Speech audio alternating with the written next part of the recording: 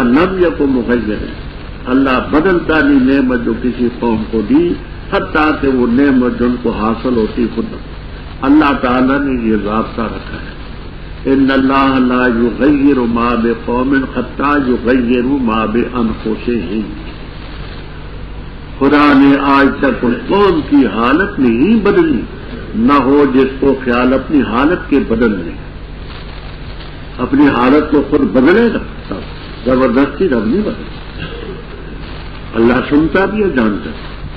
دابہم کداب آل فرعون، ان کی عادت فرعونیوں کی اور ان کی جو ان سے پہلے اللہ کے آیات کی تکذیب کی، ہم نے ہلاک کیا ان کو گناہوں کی وجہ سے، غرق کیا ہم نے فرعونیوں کو، وَكُلٌّ اے كُلُّ وَاحِدٍ مِّنْهُمْ، یہ فرعونی ان سے پہلے یہ سب ظالم۔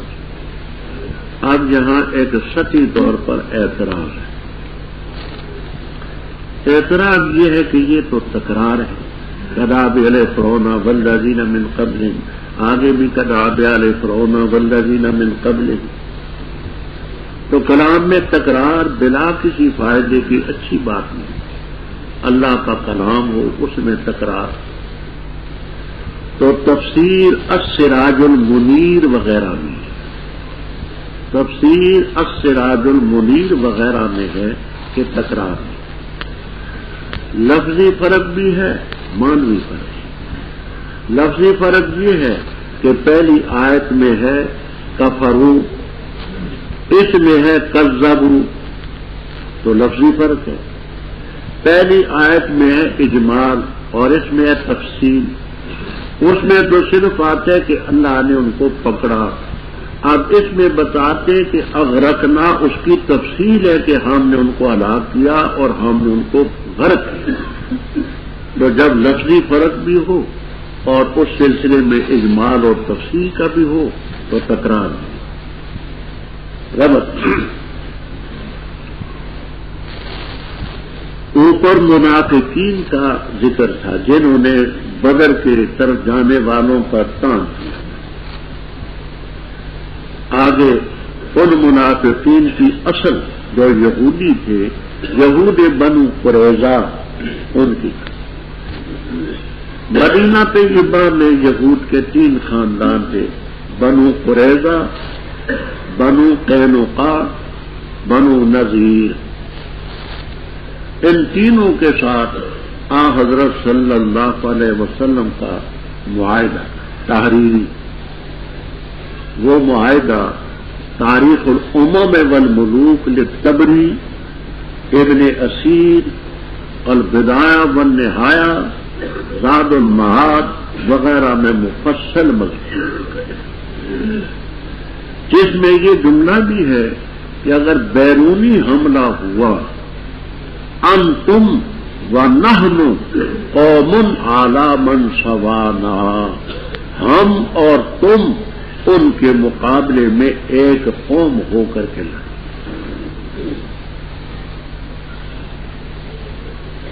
ان کے ساتھ معاہدہ۔ ان میں جو بنو قریظہ تھے انہوں نے ہر موقع پر وعدہ شکنی، جب بھی موقع دیکھتے تھے وعدہ توڑ دیتے، پھر آ کر کے معذرت کرتے تھے جی نادانوں کی غلطی ہوئی جی بس۔ تو اس مقام پر شدت جواب سے وہ بنو قریظہ کے لوگ۔ یہاں ایک اور بات بھی ہے غیر متعلق تھی لیکن سمجھ، ہندوستان میں ہمارے اکابر نے آزاد ملک کی آزادی کے لیے بھی بڑی قربانیاں دی، بہت قربانیاں دی۔ یہ ستی قسم کے ذہن کے لوگ ہمارے اکابر کو یوں بھی کوستے تھے کہ انہوں نے جی ہندوؤں سے اور سکھوں سے مل کر کے انگریز کے خلاف تحریک چلائی، یہ ہندو ہو گئے کہ سکھ ہو گئے، یہ ہو گیا وہ۔ ہمارے اکابر کا موقف یہ تھا کہ ہندوستان کی آزادی ایک قوم تو لے نہیں سکتی انگریز سے، ہندوستان کی آزادی انگریز سے تو ایک قوم نہیں لے سکتی، اس لیے کر کے آزادی کے لیے ہندوؤں سکھوں سے تعاون بھی ضروری،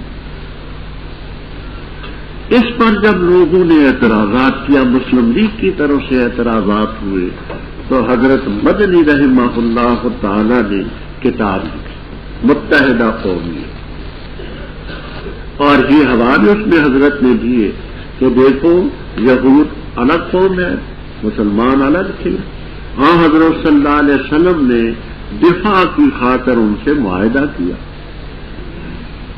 اور اس پر حضرت کی کتاب موجود ہے باقاعدہ۔ تو بہرحال ایسے حالات تھے کہ اس نے ان سے معاہدہ کیا، نحن وانتم قوم علی من صبا۔ تو فرمایا بے شک بدترین جانور اللہ کے نزدیک وہ ہیں کفروا، جنہوں نے کفر کیا، پس وہ ایمان نہیں لایا۔ وہ ہے کہ تو ان سے معاہدہ کرتا ہے پھر توڑتے اپنے وعدے کو فی کل مرتبہ، ہر مرتبہ، وہم لا یتقون اے لا یتقون الغدر، کوئی قدر کا لفظ نکالتا ہے، کوئی نکالتا ہے وہم لا یتقون نقض العہد، وعدہ شکنی سے نہیں باز۔ سمجھ آتی ہے بات؟ مفہوم ہے۔ بس اگر تو ان کو پائے لڑائی میں، فشرد بہم، شردا جو شرد و تشرید باب تفعیل، جس کا معنی بھگا دینا، ایسی مار ان کو دے کہ پچھلے ڈر کے مارے بھاگ جائے، ایسی مار ان کو دو کہ پچھلے ہیں ان کے قدم اکھڑ جائے، بھگا دے ان کے ذریعے ان کو جو ان کے پیچھے، تاکہ ان کو نصیحت ہو کہ ہاں واقعی بڑی مار پڑتی۔ اب آگے فرماتے ہیں کہ اگر کسی قوم کے ساتھ تم نے معاہدہ کیا اور خوف ہو کے یہ وعدہ شکنی کریں گے، تو تمہارا فریضہ یہ ہے وَإِمَّا تَخَافَنَّ، اگر خوف کرو کسی قوم سے خیانت کا، فَانبِذْ إِلَيْهِمْ، بس پھینک بھیج ان کی طرف، حالہ سوا برابر۔ اس لفظ کو اور اس کے جملے کو اچھی طرح سمجھو۔ کسی قوم کے ساتھ معاہدہ ہے اور خوف ہے کہ یہ قوم وعدہ شکنی کرے گی یا کرتی ہے، تو تم تحریری طور پر یا زبانی طور پر ان کو یہ خبر پہنچا دو کہ یہ باتیں تمہاری طرف سے ہوئی ہیں، اب ہم بھی معاہدے کے پابند نہیں ہیں، اور اس کے بارے میں تم اور وہ برابر ہو جاؤ، جیسے تم جانتے ہو کہ معاہدہ باقی نہیں رہا، اس جاننے میں وہ بھی برابر رہیں کہ معاہدہ باقی نہیں رہا۔ اعلیٰ سوائن کے معنی سمجھے کہ ان کی طرف وہ تحریری طور پر بات بھیج دو یا زبانی طور پر بھیج دو، اور وہ سمجھ لیں کہ اب معاہدہ باقی نہیں رہا۔ تو اعلیٰ سوا کا یہ معنی کہ تم اور وہ دونوں اس بات کے جاننے میں برابر رہو کہ اب معاہدہ باقی نہیں رہا، یہ ہے اعلیٰ سوا کا معنی۔ بے شک اللہ خائنین کو نہیں پسند کرتا، اور ہرگز نہ خیال کریں وہ لوگ جو کافر ہیں، سبقوں کے وہ آگے نکل گئے، بے شک وہ نہیں عاجز کر سکتے، اور تیار کرو ان کے لیے جو بھی تم طاقت رکھتے ہو قوت سے اور گھوڑوں کے باندھنے سے، ڈراتے ہوئے اس کے ذریعے اللہ کے دشمنوں کو، اپنے دشمنوں کو اور لوگوں کو ان کے علاوہ کہ تم ان کو نہیں جانتے، اللہ تعالیٰ ان کو جانتا ہے، اور جو بھی تم خرچ کرو گے کوئی چیز اللہ کے راستے میں تمہیں پوری پوری دی جائے گی اور تم پر ظلم نہیں کیا جائے گا۔ اور اگر وہ مائل ہوں صلح کے لیے فجنح لہا، پس تو مائل ہو اس کے لیے، اور اللہ تعالیٰ پر توکل کر، بے شک وہی سمیع ہے علیم۔ اور اگر ارادہ کرے اس کا کہ وہ تجھے دھوکہ دے، بس بے شک اللہ تعالیٰ تجھے ساتھ، وہی ذات ہے جس نے تائید کی تیری اپنی مدد سے اور مومنین کے ذریعے، اور الفت ڈالی ان مومنین کے دلوں میں، اگر تو خرچ کرتا وہ چیز جو زمین میں ہے جمیعاً ساری، نہ الفت ڈال سکتا تو ان کے دلوں میں، لیکن اللہ تعالیٰ نے الفت ڈالی ان میں، بے شک وہ غالب ہے حکمت والا۔ اے نبی صلی اللہ علیہ وسلم، کافی ہے تجھے اللہ تعالیٰ اور وہ جنہوں نے تیری پیروی کی مومنین سے۔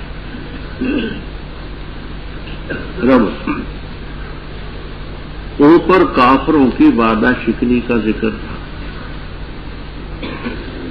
آگے رب تعالیٰ ان کو آگاہ کرتے ہیں کہ جو کافر ہیں یہ نہ سمجھے کہ وہ ہماری گرفت سے آگے نکل سکتے، سابق وہ جو آگے نکل جائے، مسبوق وہ جو پیچھے رہ جائے۔ خیانت کرتے ہیں تو اور کوئی حرکت کرتے تو یہ ہرگز نہ خیال کریں کہ رب کے حکم اور اس کی گرفت سے آگے نکل سکتے، ہرگز نہ۔ ولا یحسبن الذین کفروا صبر، کیوں؟ وہ رب کو عاجز نہیں کر سکتے، کیونکہ اوپر جہاد کا ذکر تھا، اور جہاد کے لیے اسلحہ کا تیار کرنا، مال کا خرچ کرنا بنیادی چیز، اس لیے رب تعالیٰ نے مومنوں کو حکم دیا وَأَعِدُّوا لَهُمْ، اور تیار کرو ان کے لیے جو بھی تمہاری طاقت رکھتے ہو۔ اس زمانے میں تیر اندازی یہ ایک خاص قوت ہوتی تھی۔ مسلم کی روایت میں ہے الا ان القوۃ الرمی، الا ان القوۃ الرمی، الا ان القوۃ الرمی، تیر اندازی۔ اس زمانے میں جو چیزیں ہیں وہ سب جو بھی تمہارے بس میں ہے وہ کیا ہے۔ افسوس ہے مسلمانوں، 50 کے قریب ملک ہیں، اور وہ ملک ہیں جن کی زمین سونا اگلتی ہے، سونا بھی ہے، چاندی بھی ہے، پیٹرول بھی ہے، تیل بھی ہے، گیس بھی ہے، یعنی یوں سمجھیے کہ دنیا کے نصف حصے کی آمدنی ان کے پاس ہے، لیکن بدبختوں نے آج تک کوئی ایسا کارخانہ نہیں قائم کیا جس میں جہاز بنے یا یہ چیزیں بنے، دوسروں کے دستے نگر۔ یہ دوسری خبیث قومیں کیا کرتی ہیں؟ اسلحہ بناتی ہیں، ڈھیر لگاتی ہیں۔ جب ان کا اسلحہ پرانا ہو جاتا ہے تو پھر لڑائی شروع کروا دیتی ہے کسی مقام پر کہ اسلحہ بھی نکل جائے اور اس اسلحہ کا تجربہ بھی۔ اب وہ نکالنا تو ہوتا ہے، سمندر میں تو پھینک نہیں سکتے، بنا بنا کر کے ڈھیر لگائے ہوتے ہیں۔ جب ان خبیثوں کے پاس اسلحہ جمع ہوتا ہے تو زمین کے کسی کونے میں لڑائی شروع کرتے ہیں۔ اور بڑی مصیبت یہ ہے کہ وہ رقمیں بھی ہم سے، تیل بھی ہم سے، سب کچھ ہم سے لیتے ہیں، اور اس سلسلے میں ہماری کھوپڑیوں پر ان کی آزمائش کرتے ہیں کہ ہمارا اسلحہ کس حد تک مقیم ہے۔ خبیث قوم تو فرمایا جتنی بھی قوت ہو کیا گھوڑے رکھو۔ آج اس ترقی کے زمانے میں بھی گھوڑوں کی ضرورت ہے، پہاڑی علاقوں میں وہی چلتی تو رہبونا بھی ہی کی زمین آگے بسوئے ماں مستطاع، تم جو ماں ہے تیار کرو اس کے ساتھ اللہ کے دشمنوں کو، اپنے دشمنوں کو، اور ان کو جن کو تم نہیں جانتے، چور ہیں، ڈاکو ہیں، بدماش ہیں، اسلحہ ہوگا ویسے سے لا تعلم، اللہ خوب جانتے ہیں۔ اب دیکھیے قرآن کریم میں جیسے اقیم الصلاۃ میں امر کا سیکھا ہے، آتو الزکوٰۃ امر کا سیکھا ہے، اور نماز پر کوئی فیس نہیں، لائسنس نہیں، زکوٰۃ پر کوئی لائسنس نہیں۔ اسی طرح سے قرآن میں وَأَعِدُّوا لَهُمْ، مسلمانوں کو حکم ہے کہ ان کے لیے تیار کرو جو اچھا ہو۔ تو اس طرح اسلحہ میں بھی شرعی لحاظ سے کوئی اسلحہ کی پابندی مسلمان پر نہیں، لیکن یہاں مصیبت یہ ہے کہ غنڈوں کو تو ملتا اسلحہ، ہم کو نہیں ملتا۔ ایک موقع پر ہماری طرف سے ایک ساتھی نے درخواست دی کہ مولانا کیونکہ قوم کے لیڈر ہیں، چلتے پھرتے، ان کو پستول کی اجازت ملے۔ نہیں دی افسر نے کہا کہ مولانا کیا کریں گے، ان کو کیا ضرورت ہے، تو ڈھونڈے جائیں ان کو مل جاتی ہے، ہمیں نہیں ملتی۔ تو اسلحہ پر کوئی نہیں رہا، یہ کہ اسلحہ ہوگا تو لڑائی کریں گے، بھائی اسلحہ کے بغیر نہیں لڑائی کرتے۔ آج ناجائز طریقے سے اتنا اسلحہ ہر صوبے میں ہے کہ خدا کی پناہ، میرے خیال میں حکومت کے پاس اتنا نہیں ہوگا جتنا گنڈوں کے پاس، اور جن علاقوں میں اسلحہ پر پابندی نہیں، آزاد قبائل ہیں، ان کے پاس نہیں، تو لڑائیاں سنا وہاں بھی ہوتی ہیں۔ اسلحہ مہیا کرنا مسلمان کے فریضے میں، لیکن ہم بے بس ہیں، نہ تو اسلحہ کے لیے رقم ہے. اب آپ سے کیا چیز چھپائیں ہم؟ ہاں وہ مزے میں جو تیجے چوتھے میں کھاتے پھل کھاتے ہیں، ہمیں تو کوئی 2 مہینے بھی نہیں نصیب ہوتا. ہم تو دال مل جائے تو الحمدللہ پڑھتے ہیں. تو اسلحہ کے لیے رقم کہاں سے لائیں؟ پھر وہ اجازت کہاں سے لائیں؟ مجبور. خیر فرمایا وما تنفقوا، جو بھی تم خرچ کرو گے کوئی چیز بھی اللہ کے راستے میں، تمہیں اس کا بدلہ پورا دے، کیونکہ اسلحہ وغیرہ پر رقم لگتی ہے، بغیر اس کے تو نہیں ملتا. وہاں تم لاتے تو ان کے اوپر قتال کا ذکر تھا. بعض دفعہ صلح کی نوبت بھی آتی ہے، لیکن صلح کا قاعدہ قرآن نے یہ بیان کیا وَإِن جَنَحُوا لِلسَّلْمِ، لفظ سلم عربی میں منس، اگر وہ مائل ہوں صلح کے لیے، فجن حرف پائے تو پھر تو اس صلح کے لیے مائل ہو. یہ نہیں کہ خود مسلمان پیشکش پر کرتا پھرے کہ ہم گویا کہ حد میں جارحیت کا معاہدہ ہے. تم اگر پیشکش کرو گے صلح کی تو اس سے یہ متبادر ہوگا کہ یہ ڈر ہے، نہ وہ جب مائل ہوں تو پھر تم مائل. اللہ پر توکل کرو، بے شک وہ سمجھا. اور اگر وہ تجھے ارادہ کرے گا دھوکہ دینے کا تو اللہ تعالیٰ تجھے کافی. اسی نے تیری مدد کی بدر میں بھی اور بعد کے مقامات میں، اور مومنوں کے ذریعے، اور مومنوں کے دلوں میں الفت ڈالی. چوتھے پارے میں آپ پڑھ چکے ہیں اوس اور خزرج کی آپس میں صدیوں سے عداوت چلی آتی. فاصبحتم بنعمتی اخوانا، اگر تو زمین کے خزانے بھی خرچ کر دیتا ان کے دلوں میں الفت نہیں ڈال سکتا، لیکن اللہ تعالیٰ نے الفت. انہ عزیز. اے نبی صلی اللہ علیہ وسلم، حسبک اللہ ومن اتبعک، تفسیر مدارک، ابو سعود، فیضابی وغیرہ وغیرہ تفسیروں میں اس کی 2 تفسیریں منقول. ایک یہ ہے کہ ومن جو ہے اس من کا عطف ہے کا ضمیر پر، حسبوں کا من کا عطف ہے کا پر. تو معنی یہ ہے کہ اے نبی صلی اللہ علیہ وسلم کافی ہے تجھے اللہ اور ان کو جنہوں نے تیری پیروی کی مومنین میں سے، جن مومنین سے تیری پیروی کرنے والے ان کو بھی رب کافی، تجھے بھی کافی. دوسری تفسیر یہ ہے کہ من کا عطف ہو لفظ اللہ پر جلا جلالہ. تو معنی یہ ہوں گے اے نبی صلی اللہ علیہ وسلم تجھے اللہ کافی ہے حقیقتاً، اور وہ جنہوں نے تیری پیروی کی مومنین میں سے عالم اسباب. اللہ تعالیٰ کی کفایت تو حقیقتاً ہے، اور من اتبعک من المومنین کی جو کفایت ہے وہ عالم اسباب کے ساتھ. اے نبی صلی اللہ علیہ وسلم ابھار مومنوں کو قتال پر، اگر ہوں گے تم میں 20 صبر کرنے والے غالب آئیں گے 200، اور اگر ہوں گے تم میں 100 غالب آئیں گے 1000 پر ان لوگوں سے جو کافر ہیں، اس لیے کہ وہ قوم لا یفقہون سمجھتی ہیں. الآن اب تخفیف کی اللہ تعالیٰ نے تم سے، اور اللہ کو علم ہے کہ بے شک تم میں ضعفاً کمزور. بس اگر ہوں تم میں 100 صبر کرنے والے غالب آئیں گے 200 پر، اور اگر ہوں تم میں 1000 غالب آئیں گے 2000 پر بإذن اللہ واللہ مصالح. ما کان لنبی، نہیں شان کسی نبی کی، نہیں حق کسی، لا کسی نبی کے لیے یہ کہ ہوں اس کے لیے قیدی، یہاں تک کہ یسفنا ان کا خون بہا دیتا زمین میں.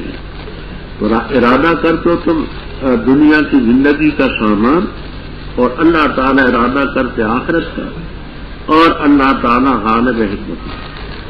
اگر نہ ہوتی نوشت اللہ کی طرف سے سبقہ جو طے ہو چکی، البتہ پہنچا تمہیں اس چیز کے بارے میں جو تم نے دی عذاب عظیم.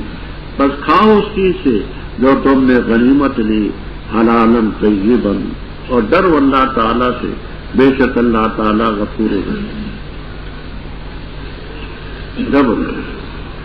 اوپر بھی قتال کا ذکر تھا، آگے بھی قتال اور جہاد کا ذکر ہے کہ اے نبی صلی اللہ علیہ وسلم مومنوں کو جہاد پر امر ہے۔ یہ آیت پہلے تھی، اب ہے تو قرآن پاک میں حکم اس کا منسوخ۔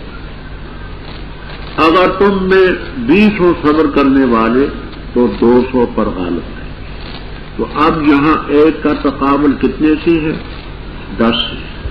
ایک کا تقابل 10 سے، اور اگر تم میں 100 ہو تو 1000 پر غالب آئیں گے۔ یہاں بھی وہی نسبت ہے، 1 اور 10 کی، اس لیے کہ کافر لا یفقہون، وہ سمجھتے ہیں۔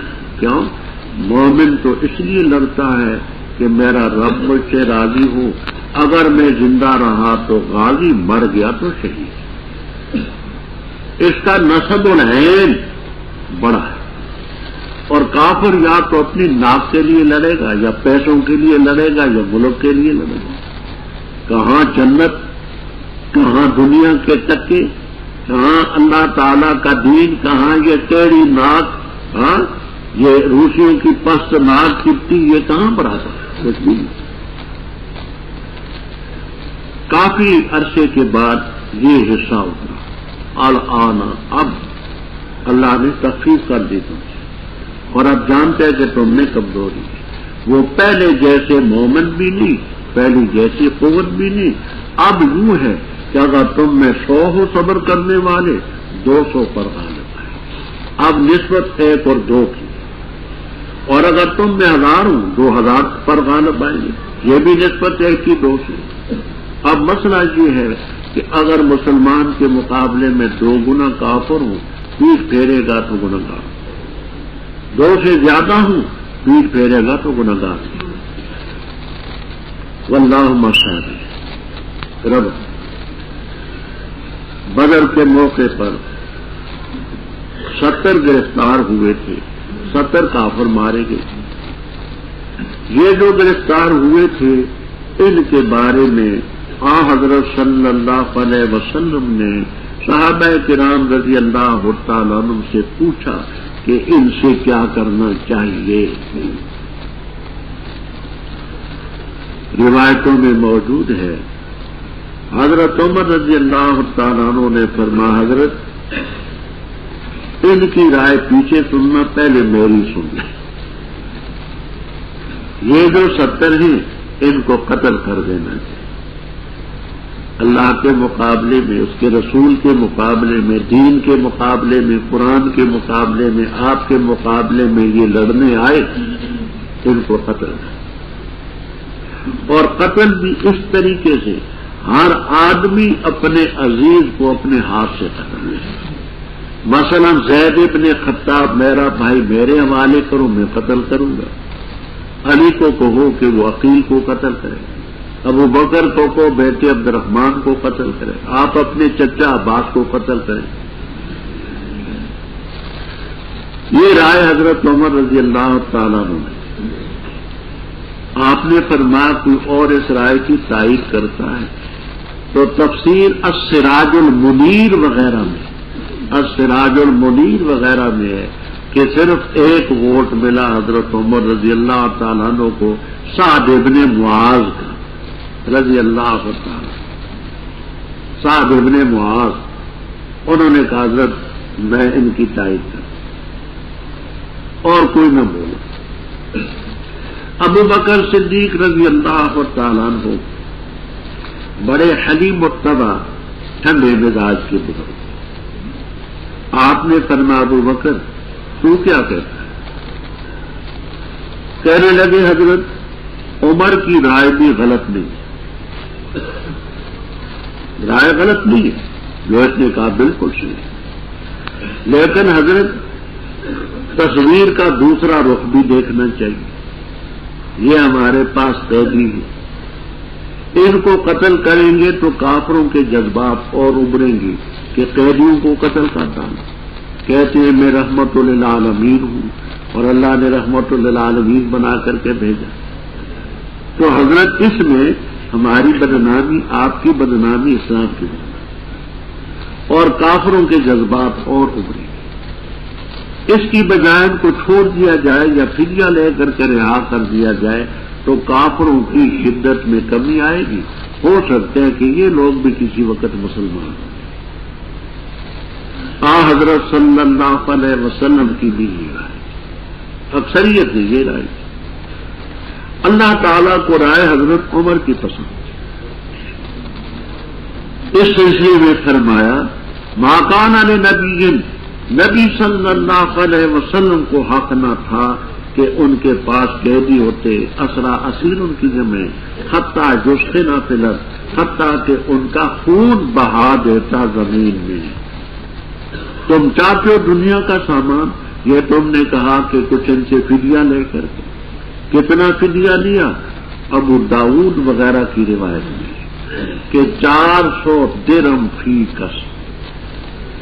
جن کے پاس درائم نہ تھے ان کو کہا کہ تم ان لوگوں کو لکھنا سکھا,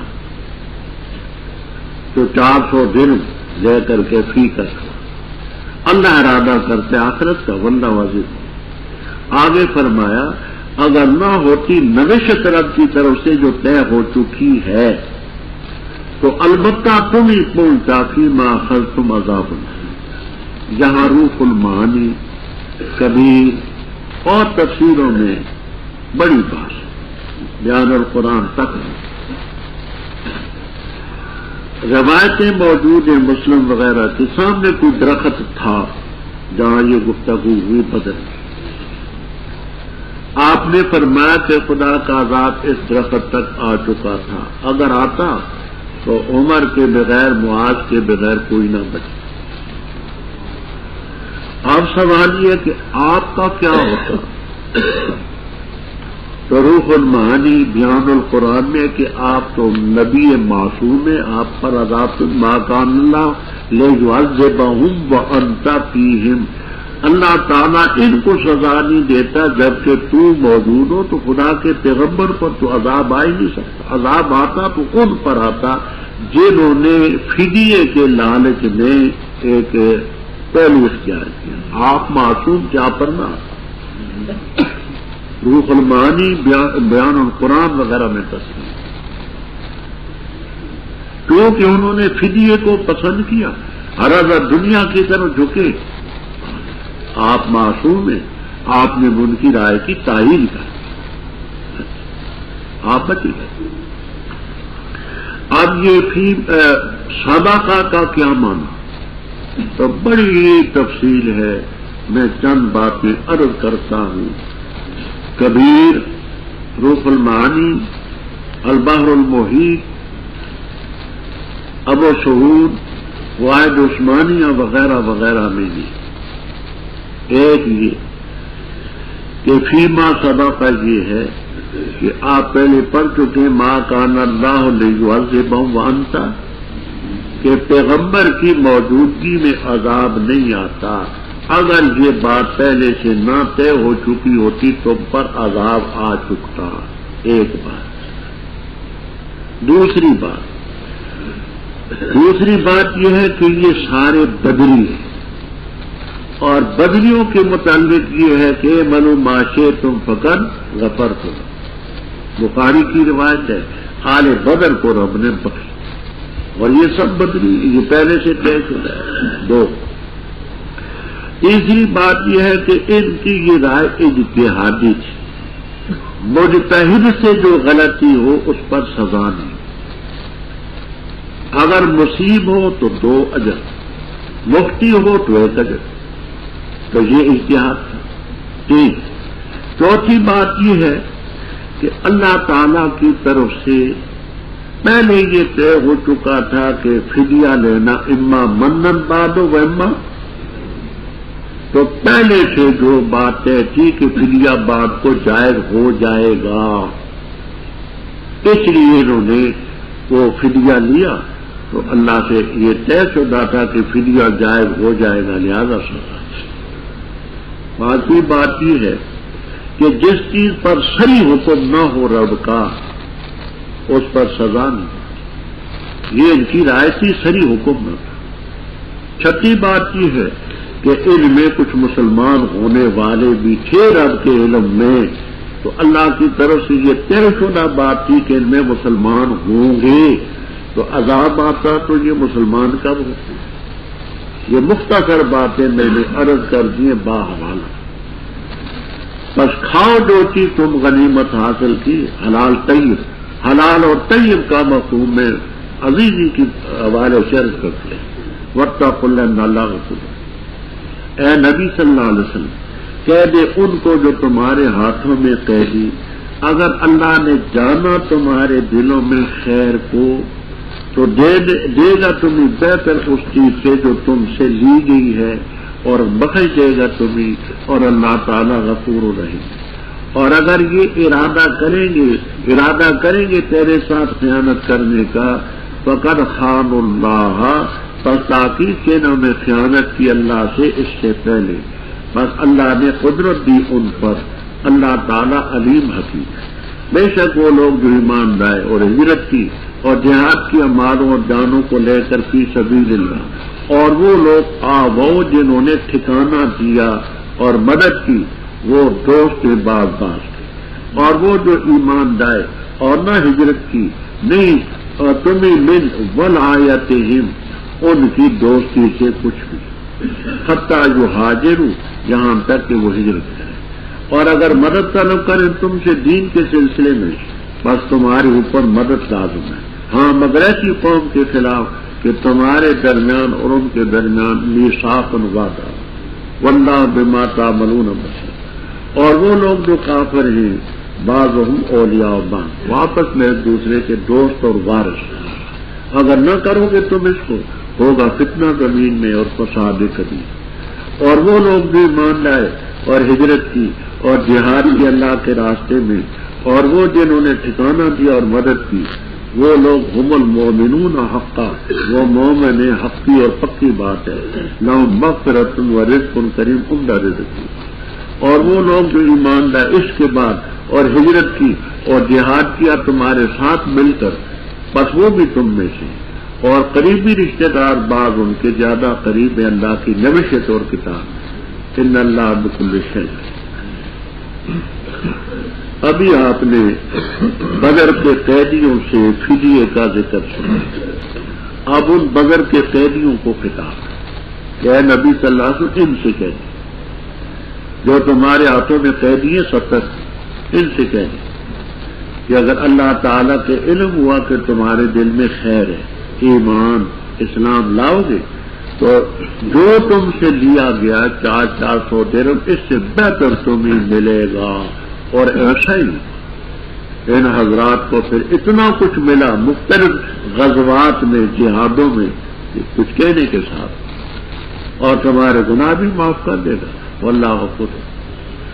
اور اگر یہ ارادہ کریں گے تیرے ساتھ خیانت کرنے کی، فقد خان اللہ، اے فقد خان اللہ بالکفر من قبل، یہ لفظ آپ کو انشاءاللہ جلالین تک ملے، انہوں نے کفر کر کے رب سے بھی خیانت کی ہے، تو اللہ نے ان پر قدرت دی تمہیں، واللہ علیم۔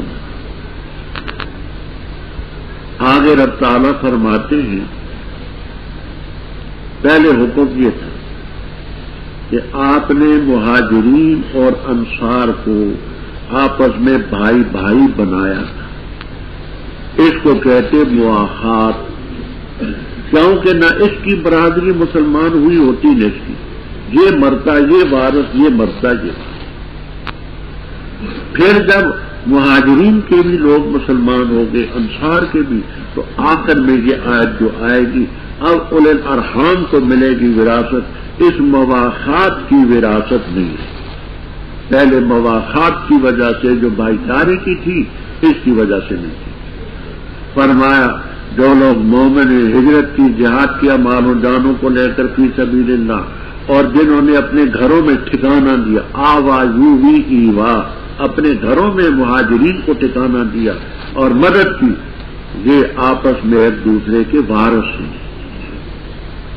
اور وہ مومن جنہوں نے ہجرت نہیں کی، ان کی دوستی تمہارے ساتھ نہیں، وہ وارث نہیں بن سکتے، خطہ جو ہے۔ آپ دیکھیے بات سمجھیے، ایک مسلمان ہے وہ ہجرت کر کے دار اسلام میں آتا ہے، اس کا بھائی یا باپ دار حرب میں، تو اب اس سلسلے میں یہ جو دار اسلام میں مسلمان بھائی مرا، اس کا وہ بھائی جو دار حرب میں ہے مسلمان، وراثت نہیں ملے۔ دار حرب میں رہنے والے مسلمان کو دار اسلام میں رہنے والے مسلمان کی وراثت نہیں ملی۔ عام کتابوں میں تو ہے کہ وراثت سے مانے 4 چیزیں، شریفیہ میں ہے 5 چیزیں۔ 4 چیزیں مانے ارث، ایک اختلاف دین، ایک مسلمان دوسرا کافر، یہ وراثت نہیں۔ دوسرا ہے اختلاف دارین، ایک دار اسلام میں رہتے ایک دار حرب میں رہتا ہے، ایک دوسرے کے وارث میں۔ تیسرا ہے رقیت، غلام ہونا، غلام ہے ایک، دوسرا آزاد ہے، اس کی اپنی میں۔ چوتھا ہے قتل، جس قتل کے بعد دیت وغیرہ ہے، اس سلسلے میں اس کو بھی نہیں ملے۔ یہ عام کتابوں میں 5ویں چیز جو بیان کی ہے سید شریف جرجانی رحم اللہ تعالی نے شریفیہ میں، وہ ہے کہ مان ارث ہو کون ہی من اولاد نبی، نبی صلی اللہ علیہ وسلم کی اولاد میں ہونا، یہ بھی مان ارث ہے۔ نحنو معاشر الانبیاء لا نرثو وفی روایت لا نورث، تو نبی کی اولاد میں ہونا یہ نبی کی وراثت سے محرومیت کی گئی۔ 5 مانے فرمایا وراثت تو نہیں ملے گی، لیکن انسان سبوکم، اگر دار حرب کا مسلمان، اب دار حرب کیا ہے، دار اسلام کیا ہے، اس میں بڑی طویل بات۔ میں ملخص بات عرض کرتا ہوں۔ دار اسلام اس کو کہتے ہیں جس میں من وہن الف سے لے کر کے یا تک اسلام کے سب قانون نافذ۔ ہماری بدقسمتی سے ایک ملک بھی اس وقت دار الاسلام ہے۔ دار حرب اس کو کہتے ہیں جہاں مسلمانوں کو شعائر دین ادا کرنے کی اجازت نہ۔ اس وقت ایسا ملک بھی کم ہے کہ نماز سے روکے کوئی، آپ کو زکوٰۃ دینے سے روکے، ہاں بعض جگہوں میں قربانی وغیرہ بھی کرنے دیتے، لیکن باقی جو شاعر دین ہیں ان پر کوئی پابندی نہ۔ تو صحیح معنی میں کوئی دار اسلام ہے، نہ کوئی صحیح معنی میں دار الحرب ہے۔ یہ ہماری انتہائی بدبختی ہے۔ 50 سے زیادہ ملک ہمارے ہیں لیکن کوئی بھی دار الاسلام نہیں۔ اچھا، تو اگر دار حرب کا مسلمان تم سے مدد طلب کرے پھر دینی سلسلے میں، فعلیکم النصر، یہ تمہارے اوپر ان کی مدد ہوگی، مگر اس وقت مدد نہیں دے سکتے کہ اور اس قوم کے خلاف مدد نہیں دے سکتے ان کی کہ تمہارے اور ان کے درمیان عہد ہوتا ہے۔ اب تو ہے ساری خباثت کی سیاست ہے، قوموں کے ساتھ معاہدے بھی ہیں، سمجھ آئی، اندر اندر مخالفت کی، قرآن اور اسلام کے خروج کے ساتھ دوستی کرو تو کھلی کرو، دشمنی کرو تو کھلی کرو، اوپر سے میثاق ہے، اندر سے خلاف ورزی۔ انہی چیزوں نے مسلمان قوم کو ذلیل بھی کیا اور اس کا وبال بھی کیا۔ واللہ بما تعملون، فرمایا وہ لوگ جو کافر ہیں وہ دوست باغباز ہیں۔ الا تفعلوا ہو کی زمین راجے بسوئے نصر، فعلیکم النصر، اگر تم یہ نصر نہ کرو گے، مدد نہ کرو گے، فتنہ ہوگا زمین، مسلمانوں کا جینا حرام ہو جائے، وہ فساد ہوگا۔ آگے توجہ سے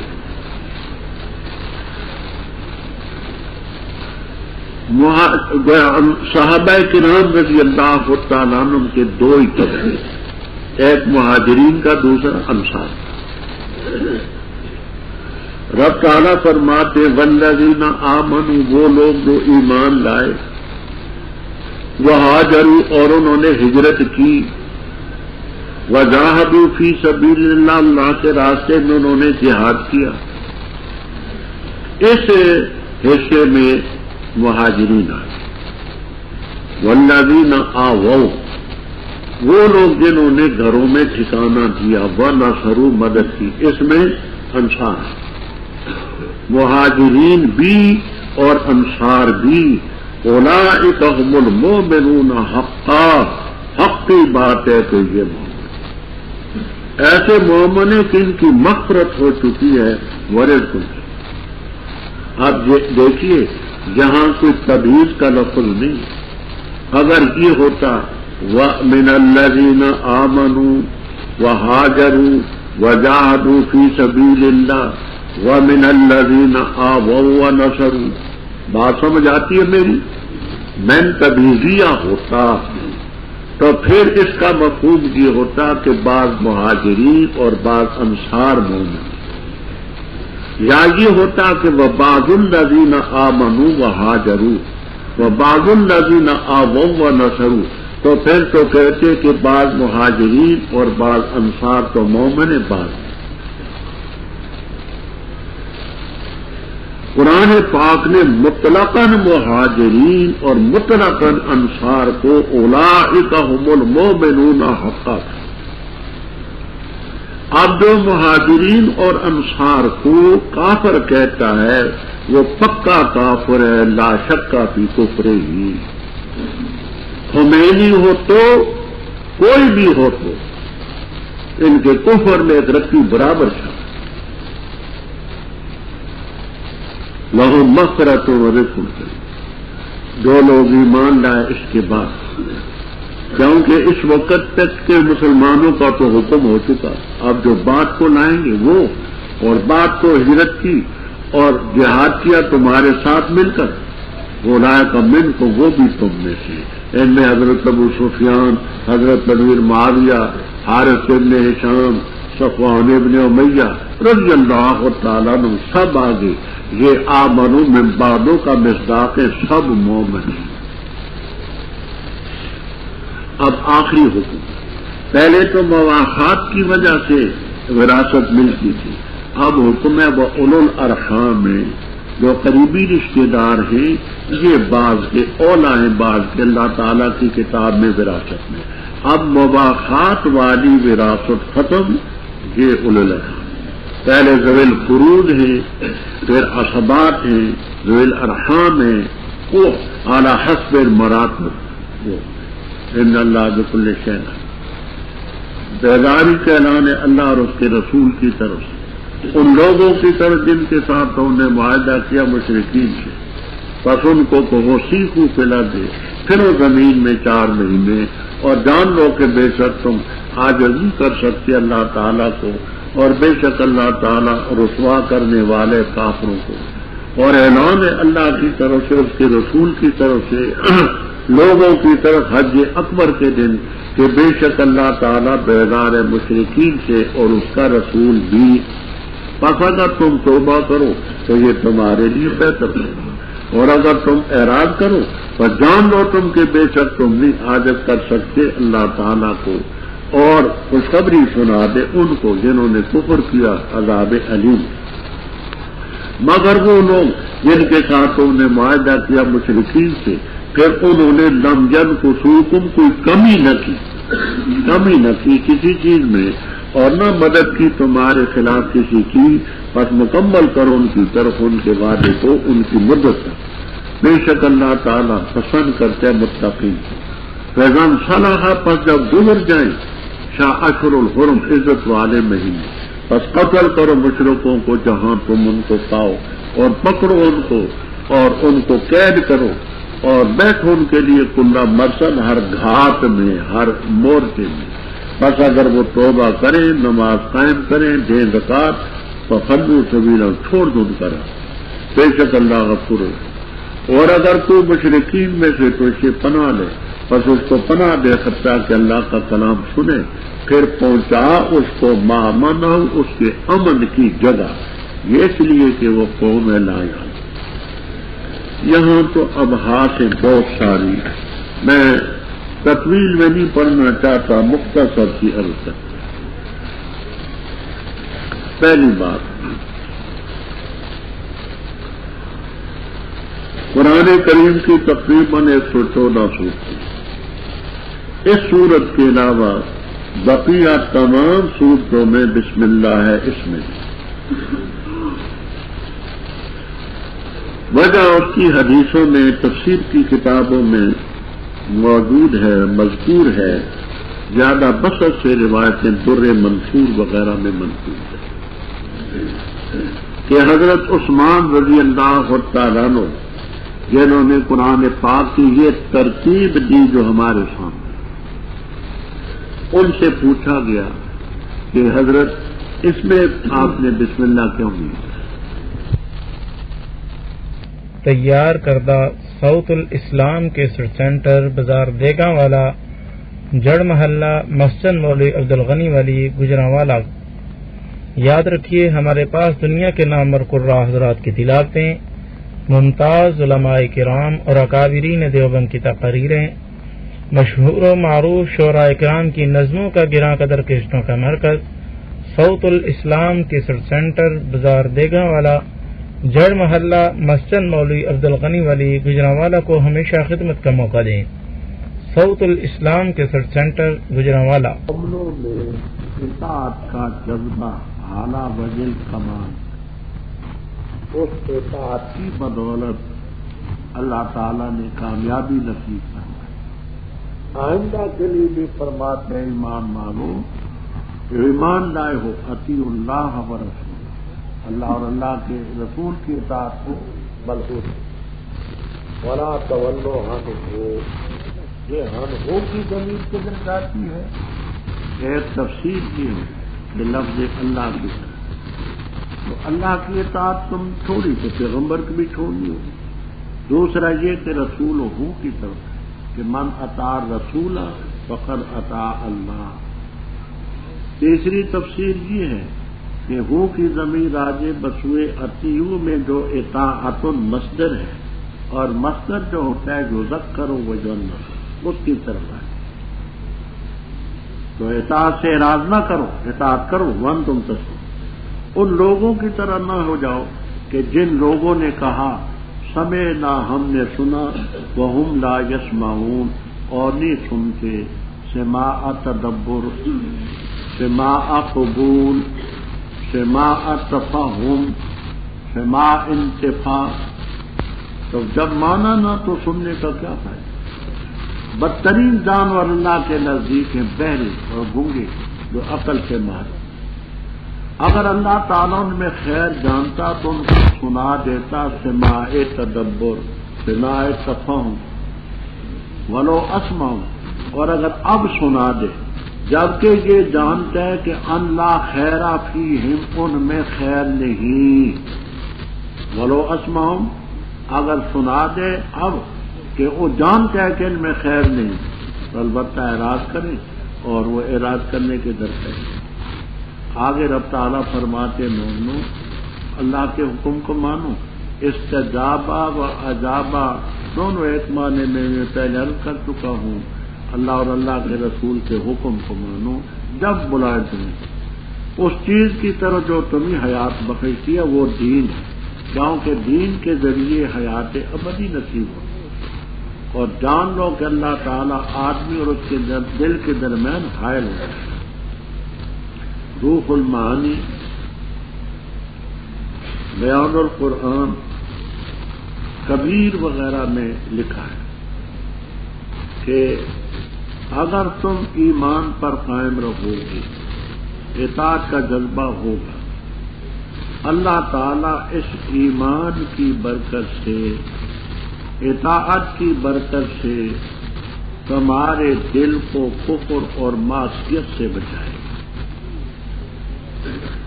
اور اگر خدا نخواستہ معصیت پر، کفر پر مصر رہے تو پھر اس کی نحوسوں سے ایمان اور اطاعت کا جذبہ تم سے جاتا ہے۔ ایمان ایسی چیز ہے اطاعت ایسی چیز ہے کہ اس کی برکت سے تمہیں کفر سے معصیت سے گویا کہ روکا جائے گا اور درمیان میں حائل ہو جائیں گی یہ چیز اللہ کی طرف سب کو آگے فرمایا کہ دیکھو نافرمانی کرے آدمی تو یہ نہ سمجھے کہ میری نافرمانی کا وبال مجھ پر ہی پڑے گا، اوروں پر پڑے گا۔ بخاری میں روایت ہے جس کا مفہوم یہ ہے کہ حضرت صلی اللہ علیہ وسلم نے سمجھانے کے لیے فرمایا ایک کشتی ہے جس میں اوپر نیچے طبقات، کچھ نیچے ہیں کچھ اوپر والے۔ نچلے طبقے والوں کو پانی کی ضرورت ہے، اوپر گئے تاکہ ہم پانی وہاں سے ڈول ڈال کر کے سمندر سے پانی لیں۔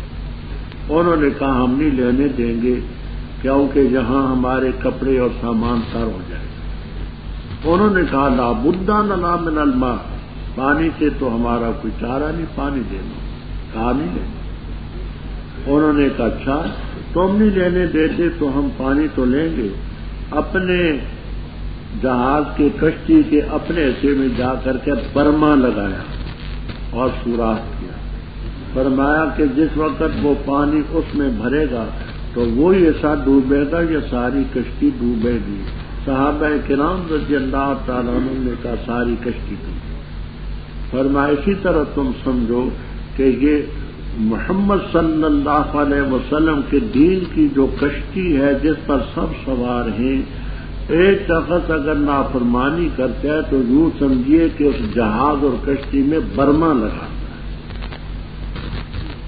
یہ نہ سمجھے کہ میں اپنے حصے میں لگاتا ہوں، اس کا اثر یہ ہوگا نوسط یہ ہو۔ اسی کا ذکر اب واتقوا فتنۃ نہیں پہنچے گا صرف ان لوگوں کو جنہوں نے ظلم کیا، خاص طور پر دوسرے بھی اس کی زد میں ہیں۔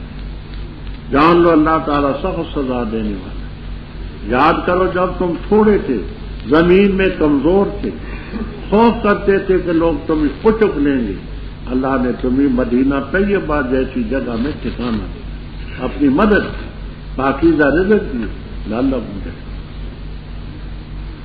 اوپر ذکر تھا اطاعت کرنے کا، آگے ایک واقعہ ہے جس میں اطاعت میں کچھ کمزوری ہوئی ایک صحابی سے۔ ابو لبابہ ابن عبد المنذر، ابو لبابہ ابن عبد المنذر رضی اللہ تعالیٰ عنہ صحابی تھے۔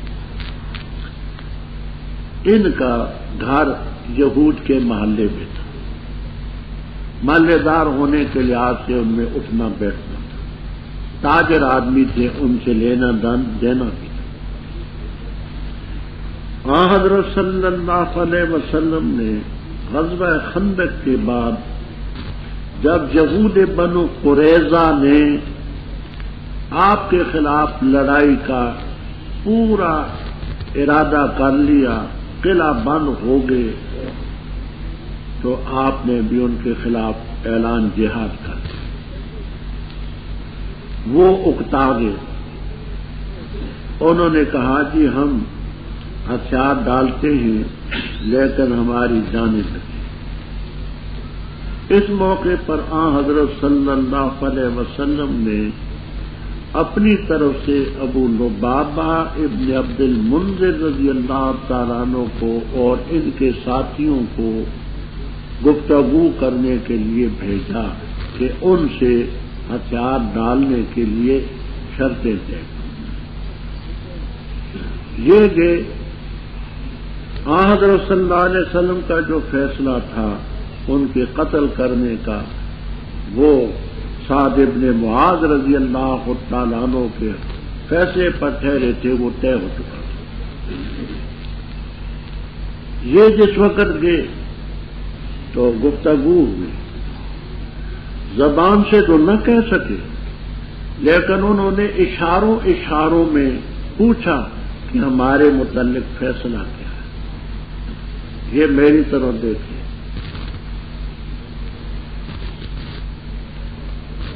کیا سمجھے؟ زبان سے کچھ نہیں کہا، یہ کرنے کے بعد سخت نادم کہ میں تو آپ کا نمائندہ تھا، راز کی بات قبل از وقت میں نے ان کو بتا دی، یہ گئے جا کر کے مسجد نبوی کے ستون کے ساتھ اپنے آپ کو کہا نماز کے بغیر، قضا حاجت کے بغیر میں یہاں سے اپنے آپ کو نہیں کھولوں، آپ کھولیں گے اپنے ہاتھوں سے دکان، 7 یا 8 دن وہاں استوانہ کے ساتھ، اس کا نام ہے استوانہ تو توبہ والا ستون، وہاں ابو لبابہ ابن عبد المنذر رضی اللہ تعالیٰ عنہ نے وہاں اس سلسلے میں انہوں نے اپنی غلطی پر ندامت کی، اللہ تعالیٰ نے بھی ذرا تنبیہ فرمائی، اے ایمان والو نہ خیانت کرو اللہ اور اللہ کے رسول کی، تم نمائندے کیا، وتخونوا کا بھی عطف لاتا، نہ خیانت کرو اپنی امانتوں میں، تم تو امین تو انتم تعلمون، باقی جان لو کہ تمہارے مال اولاد آزمائش، تمہارا گھر وہاں ہے، اولاد وہاں ہے، ان کے ساتھ لینا دینا ہے، وہ چیزیں اب اپنی بات، اللہ تعالیٰ کے پاس اجر عظیم۔ اے لوگوں جو ایمان لائے، اگر ڈرتے رہے تم اللہ تعالیٰ سے، کرے گا اللہ تعالیٰ تمہارے لیے فرقاناً فیصلہ، اور مٹائے گا تم سے تمہاری خطائیں، اور بخش دے گا تمہیں، اور اللہ تعالیٰ ذو الفضل ہے۔ وَإِذْ يَمْكُرُ بِكَ، جب تدبیر کی تیرے بارے میں ان لوگوں نے جو کافر تھے، تاکہ یثبتو کا تجھے قید کر دیں یا تجھے قتل کر دیں یا تجھے نکال دیں، اور تدبیر کی کرتے رہے وہ بھی، اور اللہ نے بھی تدبیر کی، واللہ خیر الماکرین، تدبیر کرنے والوں میں سب سے بہتر اللہ تھا۔ اور جس وقت پڑھی جاتی ان پر آیتیں ہماری، کہتے ہیں تاکید سے ہم نے سن لی، اگر ہم چاہیں تو البتہ کہہ سکتے اس جیسی نہیں ہے یہ مگر کہانیاں پہلے لوگوں، اور جب کہا انہوں نے اے اللہ اگر ہے یہ قرآن حق تیری طرف سے، پس برسا ہم پر پتھر آسمان سے، یلا ہم پر عذاب علیم، اور نہیں اللہ تعالیٰ تاکہ ان کو سزا دے ذرا حالے کہ تو ان میں ہے، اور نہیں اللہ تعالیٰ ان کو سزا دینے والا ذرا حالے کہ وہ استغفار کرتے، اور انہیں کیا ہو چکا ہے کہ نہ سزا دے ان کو اللہ تعالیٰ، اور وہ روکتے اللہ کے مسجد حرام سے، اور نہیں ہے وہ اولیاء وہ متولی اس کے، سرپرست اس کے نہیں اس کے متولی مگر متقی، اور لیکن اکثر لوگ لا یعلمون جانتے نہیں ان کی عبادت اور نماز بیت اللہ کے پاس الا مکاء مگر سیٹیاں و تصدیہ اور تالیاں، پر چکھو عذاب بسبب اس کے جو تم کفر کرتے ہو۔ بے شک وہ لوگ جنہوں نے کفر کیا ينفقون خرچ کرتے اپنے مال تاکہ روکیں لوگوں کو اللہ کے راستے سے، بس بتاکید ان مالوں کو خرچ کریں گے، پھر ہوں گے وہ مال ان پر حسر، پھر ان کو شکست دی جائے گی، اور وہ لوگ جو کافر ہیں جہنم کی طرف ان کو جمع کیا جائے گا، تاکہ اللہ تعالیٰ الگ کر دے خبیث کو طیب سے، اور کرے خبیث کو بعض کے اوپر فَيَرْكُمَهُ پر جمع کر دے ان کو سب کو، بس کرے اس کو جہنم میں، وہ لوگ ہم الخاسرون نقصان اٹھانے والے۔ رب بدر میں تقوی، اطاعت،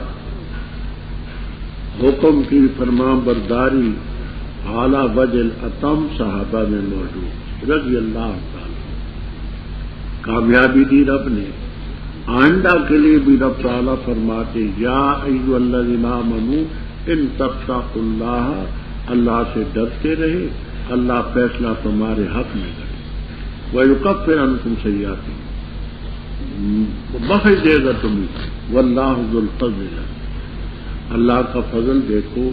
آگے کافروں نے کیا سوچا تھا، رب نے کیسا فضل کیا اور اللہ تعالیٰ نے کیسے بچایا۔ اب واقعہ اختصار ہم سن لیں۔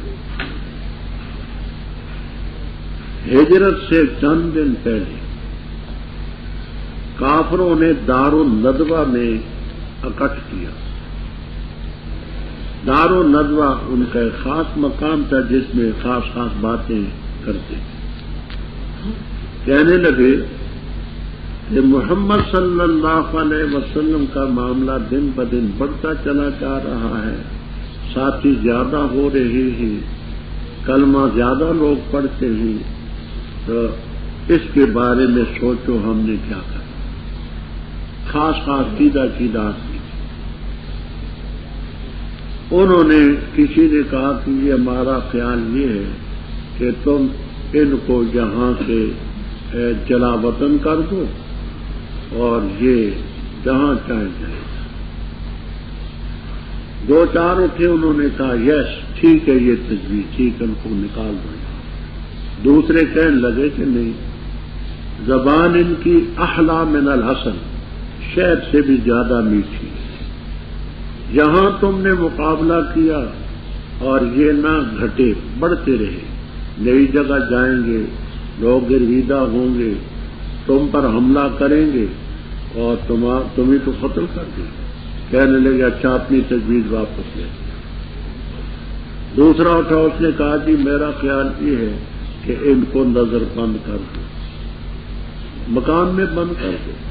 اس پر بھی اس نے دلائل پیش کیے، دو تین اٹھے، ان کی تائید کی۔ ابو جہل اٹھا، کہنے لگا 3 سال تو شیب ابی طالب میں تم نے ان کو قید کیا ہے، اس قید کرنے کا کیا نتیجہ نکلا؟ انہی دنوں میں ابو ذر غفاری جیسے لوگ مسلمان ہیں۔ کہنے لگے پھر ایک ہی صورت باقی ہے، وہ یہ کہ قتل کر دو۔ اسی پر اتفاق۔ کہنے لگے قتل اس طریقے سے کرو، ہر خاندان کا ایک ایک آدمی قتل میں، ایک تو اس لیے کہ اگر دیت کی نوبت آئے تو دیت سب پر تقسیم ہو جائے، اور اگر بنو ہاشم لڑنا چاہیں تو سب سے نہ لڑ سکے۔ یہ انہوں نے ذات بھی تجویز کر دی، آدمی بھی قاتلین تجویز کر دیے، وقت بھی متعین کر دیا، جس کو رب رکھے اس کو کون چکھے، کون اس کو کرے۔ حضرت علی رضی اللہ تعالیٰ عنہ آپ کے مکان میں تھے، اس کو کرتے۔ جبرائیل علیہ السلام آئے، آ کر کے کہا کہ آپ اب چلے جائیں۔ آپ نے حضرت علی سے فرمایا کہ فلاں کی امانت فلاں جگہ ہے، فلاں کی فلاں جگہ ہے، تو یہ کچھ نہیں کہیں گے، اللہ محافظ ہے۔ آپ نکلے، سیرت ابن ہشام وغیرہ میں، سیرت ابن ہشام سیرت کی کتاب، یہ اللہ نے ان پر نیند ایسی کافروں پر مسلط کی، آپ نے وہ مٹی لے کر کے ہر ایک کے سر پر تھوڑی تھوڑی ڈالتی چلے گئے۔ ابو بکر صدیق رضی اللہ تعالیٰ عنہ کو ساتھ لے کر کے جبل سور کی چوٹی پر، غار سور میں 3 دن، وہاں سے نکل کر کے مدینہ، اس کا ذکر ہے جس وقت انہوں نے تیرے بارے میں تدبیر کی کہ تاکہ تجھے قید کر دیں یا تجھے قتل کر دیں یا تجھے نکالے، تدبیریں انہوں نے بھی کی، رب نے بھی کی، واللہ خیر اللہ۔ یہ ایسے ذریعے جب آیتیں ان پر پڑھی جاتی ہے قرآن کی، کہتے ہم نے سن لی، اگر ہم چاہیں تو ایسی بات کہہ سکتے، وہ کہو نا، کیوں نہیں کہتا؟ تم فصیح بھی ہو، بلیغ بھی ہو، سب کچھ ہو، سارے ظالم مل کر کے تم انسان جن قرآن تو کیا، 10 صورتیں تو کیا، فاتو بصورت میں مثلی، ایک صورت ہی چھوٹی جی اس کی مثل، زبانی تو کہنے سے کچھ نہیں بنتا۔ فرمایا، کہنے لگے کہ یہ پہلے لوگوں کی کہانی ہے، گزر چکا اساطیر کس کی جمع۔ پھر اتنے ضدی انہوں نے کہا کہ اللہ اگر یہ قرآن حق ہے تیری طرف سے تو ہم پر آسمان سے پتھر پھنس، یہ عذاب علیم تھا، کیوں نہیں لاتا؟ اللہ تعالیٰ نے اس کا جواب دیا، اللہ تعالیٰ ان کو سزا نہیں دیتا جبکہ تو ہو۔ وہاں حضرت صلی اللہ علیہ وسلم رحمت مجسمہ، یہ ہوتا ہو نہیں سکتا کہ رحمت بھی وہاں ہو، رب کا عذاب، جب تو آپ ان سے الگ ہوگا پھر ان کا کچوبر نکالے، اور اللہ تعالیٰ ان کو سزا نہیں دیتا، وہ ہم یستغفرون، ہم کی ضمیر کدھر جاتی ہے؟ 2 تفسیر، ایک یہ کہ کفار ہی کی طرف جاتی ہے کہ کفار معافی مانگتے ہیں، اگر اس معافی کی وجہ سے آخرت میں تو نجات نہیں مل سکتی لیکن دنیا میں عذاب کرتی ہے۔ دوسرا یہ کہ ہم کی ضمیر آجے بسوئے مسلمان، کہ وہ مسلمان وہاں رب سے معافی مانگتی، اور اس کا قرینہ پیش کرتے وہ آیت جو سورۃ الفتح میں ہے، لو تزینوا لعذبنا، اگر وہ مسلمان وہاں سے جدا ہوتے تو ہم ان کافروں کو سزا دیتے۔ اس آیت کی روشنی میں ہم کی ضمیر راجع بس ہوئے مسلمان، اور فرمایا کہ ان کو کیوں سزا نہ ہو، کہ اللہ کے مسجد حرام سے روکتے ہیں، یہ نہیں مسلمانوں کو نماز پڑھنے دیتے، اور 6 ہجری میں آپ نے پہلے پڑھا کہ روکا اور نہ جانے دیا، اور اس کے متولی تو نہیں ہے، ان اولیاء الا المتقون، اس کے متولی تو صرف متقی ہو، اور ان کی جو بندگی اور نماز ہے بیت اللہ کے پاس صرف 2 چیزیں، مکان، مکان کا معنی سیٹیاں بجانی، اشپیڑے وول، ہاں وہ سیٹیاں بجانی اور تالیاں بجاتے ہیں، یعنی قوالی کرتے ہیں، ان کی عبادت یہ قوالی ہے بس، اور کچھ نہیں۔ چکھو عذاب میں ما کنتم تکفرون، ان لوگوں نے بدر کے موقع پر بڑا مال بھی خرچ کیا، سب کچھ ہوا، رب نے فرمایا کہ یہ کافر مال خرچ کرتے ہیں اللہ کے راستے سے روکنے کے لیے، مال بھی خرچ کریں گے پھر حسرت کی شکست کھائیں گے، کافر جہنم کی طرف اکٹھے کیے جائیں گے تاکہ خبیث طیب الگ ہو، مومن الگ ہو، کافر الگ ہو۔ اور یہاں بدر کے موقع پر جو قریب بدر ہے، بدر کا کنواں، اس میں ان کافروں کو اوپر نیچے ڈالا گیا۔ بخاری میں آتا ہے کہ ایک امیہ ابن خلف نہیں، وہ وہی اس کی اعضاء الگ ہوں گے، باقی تمام کو اوپر نیچے ڈال دیا گیا، جہاں باغوں والا باغ وہاں اکٹھا کیا ان کو، یہیں سے سیدھے جہنم گئے، اولئک هم الفاسقون۔ تو کہہ دے ان لوگوں سے جو کافر ہیں، اگر باز آ جائے کفر شرک سے ان کو بخش دیا جائے گا جو پہلے گناہ ان کا گزر چکا، اور اگر لوٹیں گے بس تحقیق سے گزر چکا ہے طریقہ پہلوں کا، اور لڑو تم ان سے جہاں تک کہ نہ رہے فتنہ اور ہو جائے دین سب اللہ ہی کے دین۔ بس اگر وہ باز آ جائے پس بے شک اللہ تعالیٰ جو وہ کرتے دیکھ رہے، اور اگر اعراض کرے پس جان لو کہ اللہ تعالیٰ آقا ہے تمہارا، اچھا ہے آقا اور اچھا ہے مددگار، اور جان لو کہ بے شک وہ چیز جو تم غنیمت کے طور پر لیتے ہو کوئی شے بھی ہو، بس بے شک اللہ کے لیے اس کا خمس، اور رسول کے لیے، قریبی رشتہ داروں کے لیے، یتیموں کے لیے، مسکینوں کے لیے، مسافروں کے لیے، اگر ہو تم ایمان لائے اللہ پر اور اس چیز پر جو ہم نے نازل کی اپنے بندے پر، فیصلے والے دن جس دن ملی 2 جماعتیں، واللہ والا کل شیء قدیر، جب تم تھے بالعدوۃ اس میدان میں جو قریب ہے، اور وہ اس میدان میں تھے قصویٰ جو ہٹا ہوا ہے، ورقب اور جماعت تم سے نچلی طرف ہے، اور اگر تم آپس میں وعدہ کرتے تو البتہ اختلاف کر چکتے میعاد میں وعدے میں، لیکن تاکہ طے کرے اللہ تعالیٰ وہ معاملہ جو طے شدہ، تاکہ ہلاک کرے اس کو جو ہلاک کو واضح دلیل کے بعد، اور زندہ رہے وہ جو زندہ رہتے واضح دلیل کے، تاکہ ہلاک ہو جو ہلاک ہو زندہ واضح دلیل کے بعد، اور زندہ رہے جو زندہ رہتے واضح دلیل کے بعد، اور بے شک اللہ تعالیٰ البتہ سننے والا جاننے والا۔ جب اللہ نے دکھایا تجھے ان کو تیرے خواب میں تھوڑے، اور اگر دکھاتا اللہ تعالیٰ تجھے ان کو کثیر، البتہ تم بزدل ہو جاتے، اور البتہ تم جھگڑا کرتے معاملے میں، لیکن اللہ نے سلامہ محفوظ رکھا، بے شک وہ علیم بذات صدور۔ اور جس وقت اللہ نے دکھائے تم ہی وہ، جب ملے تم ان سے تمہاری آنکھوں میں ان کو قلیل کر کے بتایا، اور تم ہی کم کر کے بتایا ان کی آنکھوں میں، تاکہ فیصلہ کرے اللہ تعالیٰ اس معاملے کا کانا مفعولا جو طے شدہ تھا، اور اللہ تعالیٰ ہی کی طرف لوٹائے جاتے ہیں الامور، کام اور معاملات۔ بدر ہی کا قصہ اوپر سے چلا رہا ہے، انہیں کافروں کے بارے میں کہ تو ان سے کہتے اگر ينتهوا عن الكفر والشرك، کفر شرک سے باز آ جائیں تو پہلے گناہ معاف، اور اگر لوٹیں گے یہ اسی طرح بدستور کفر شرک کرتے رہیں گے تو پہلے لوگوں کا طریقہ گزر چکا ہے کہ اللہ نے مکذبین کو، مشرکین کو سزا دی، وکان اکثرهم۔ آگے قتال اور جہاد کا فلسفہ اور حکمت بتلاتے ہیں کہ کیوں لڑو، فرمایا لڑو ان سے یہاں تک کہ نہ رہے فتنہ اور دین سا بننا۔ مسلمان کے جہاد کا مقصد یہ ہو، فتنہ سے مراد شرک بھی ہے، شرک نہ رہے، فتنہ نہ رہے، دین سب اللہ ہے۔ اگر کافر اپنے کفر شرک سے باز آ جائیں پھر اللہ بما یعملون، اور اگر پھر جائیں نہ وہ قبول کریں تو اللہ تمہارا آقا اچھا آقا اچھا مولا رب۔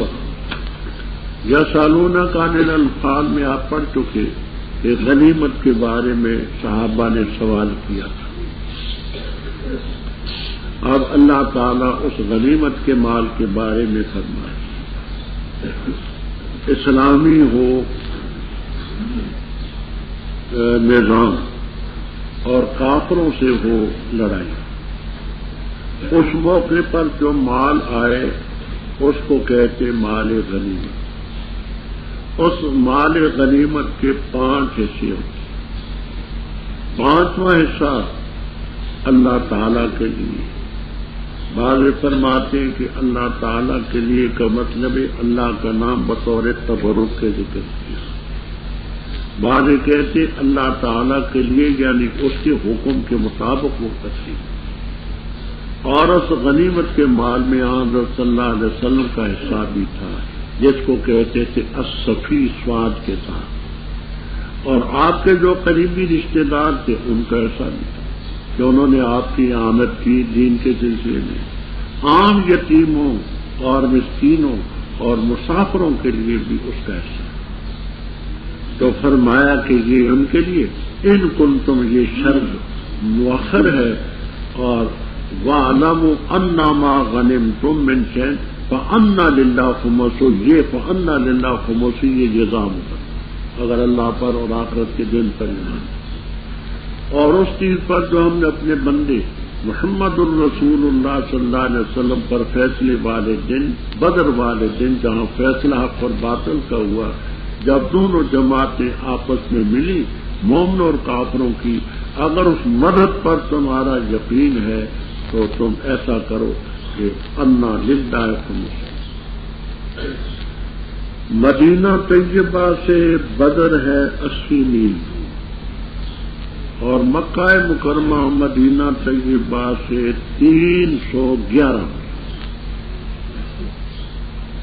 تو فرمایا جب تم اس میدان میں تھے الدنیا جو مدینے کی طرف قریب تھا، دناجت دنیا، اور وہ اس مقام پر تھے جو اس سے ہٹا ہوا تھا، یعنی وہ دوسری طرف تھے، وہ چند قدم دوسری طرف بڑھا، تم قریب تھے۔ اور جماعت ابو سفیان کی جو قافلے والے تھے تجارت والے، وہ اسفل منکم، تم سے نچلی طرف، کیونکہ بدر کا مقام ذرا اونچا ہے اور یہ ساحل بحر دریا کے کنارے کنارے سے چل رہے تھے، اس کی سطح اس سے پست۔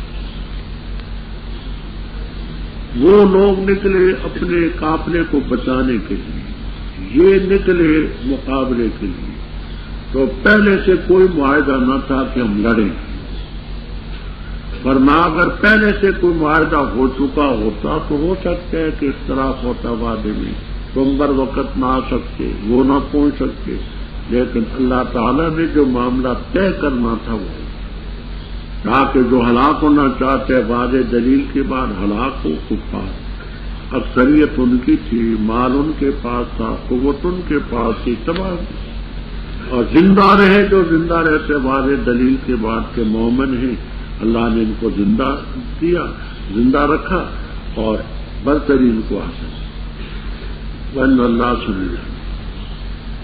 بدر کی طرف جب آپ جا رہے تھے تو اس سے چند دن پہلے آپ نے خواب دیکھا۔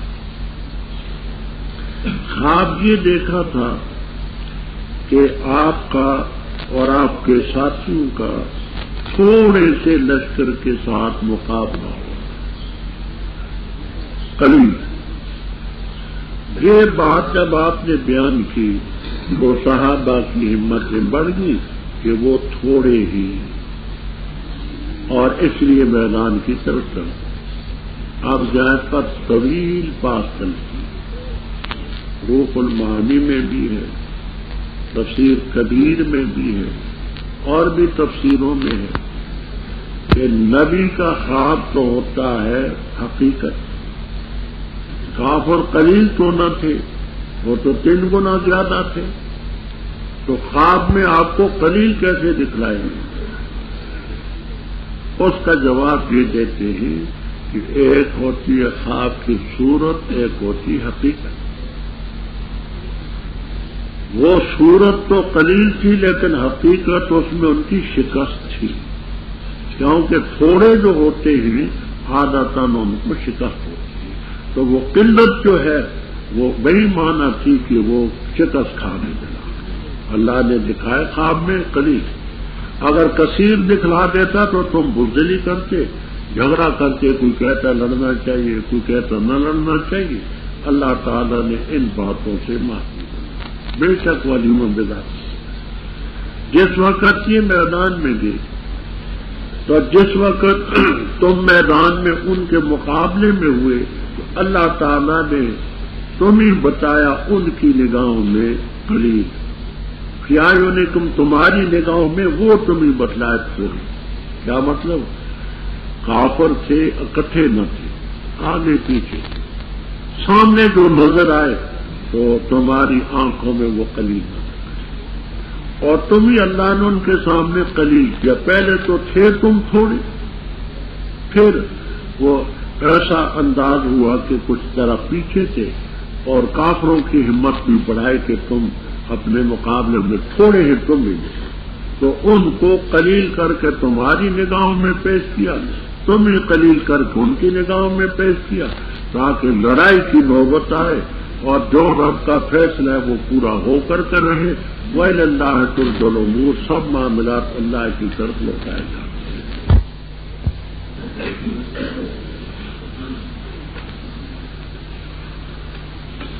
اعوذ باللہ من الشیطان الرجیم، بسم اللہ الرحمن الرحیم۔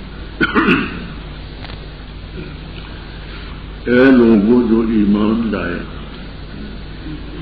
جب ملو تم جماعت سے بس ثابت قدم رہو اور ذکر کرو اللہ تعالیٰ کا بکثرت تاکہ تم فلاح پاؤ، اور اطاعت کرو اللہ تعالیٰ کی اور اس کے رسول کی، اور نہ آپس میں اختلاف کرو، فتفشلوا، پس تم بزدل اور کمزور ہو جائے، اور چلی جائے گی ریحکم، قوت تمہاری، اور صبر کرو، بے شک اللہ تعالیٰ صبر کرنے والوں کے ساتھ، اور نہ ہو جاؤ ان لوگوں کی طرح جو نکلے اپنے گھروں سے بطرن اکڑتے ہوئے، ورعاء الناس، جو لوگوں کو دکھلانے کے لیے، اور روکتے تھے اللہ کے راستے سے، اور اللہ تعالیٰ جو وہ کاروائی کرتے ہیں محیط اس کو احاطہ کیے ہوئے۔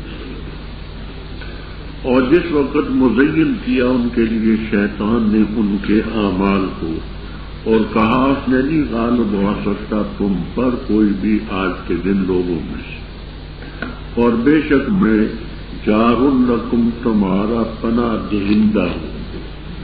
اور جس وقت تراعت الفئتان، آمنے سامنے ہوئی دو جماعتیں، نکسا، الٹا پھر گیا عقبے، اپنی دو ایڑیوں کے بل، اور کہا اس نے بے شک میں بیزار ہوں تم سے، بے شک میں دیکھ رہا ہوں وہ کچھ جو تم نہیں دیکھتے، بے شک میں خوف کرتا ہوں اللہ تعالیٰ کا، اور اللہ تعالیٰ سخت سزا دینے والا۔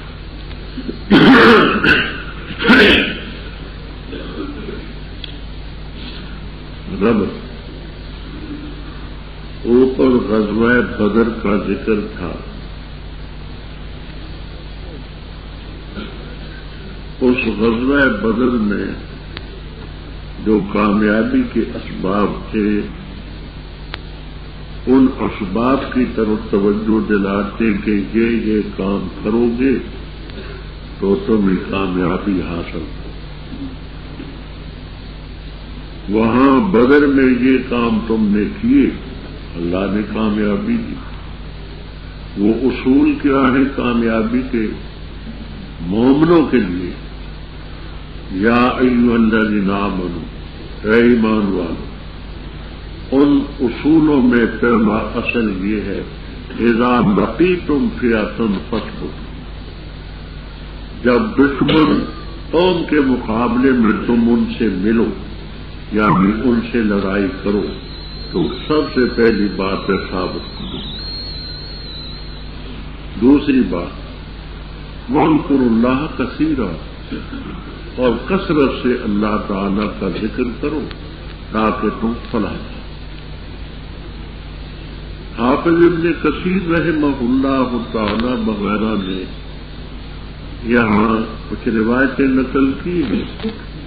ایک کا مفہوم یہ ہے کہ 3 مقامات ایسے ہیں جن میں رفع صوت بے ذکر پسندیدہ ہے۔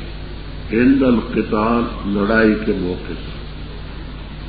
دوسرا عند الجنازہ، جنازے کے موقع پر۔ تیسرا عند تلاوت القرآن، قرآن پاک کی تلاوت کے وقت آواز بلند نہ کرو، ذکر کرو آہستہ۔ حافظ ابن حجر اسقلانی رحم اللہ تعالی فتح الباری میں لکھتے ہیں، قسطلانی رحم اللہ تعالی ارشاد الساری میں لکھتے ہیں کہ نعرہ تکبیر بلند کرنا مجاہدین کے لیے ہی جائز ہے، لیکن اور جو ذکر ہو وہ آہستہ۔ تیسرا اصل وَأَطِیعُوا اللَّهَ وَرَسُولَهُ، اللہ تعالی اور اس کے رسول صلی اللہ علیہ وسلم کی بات۔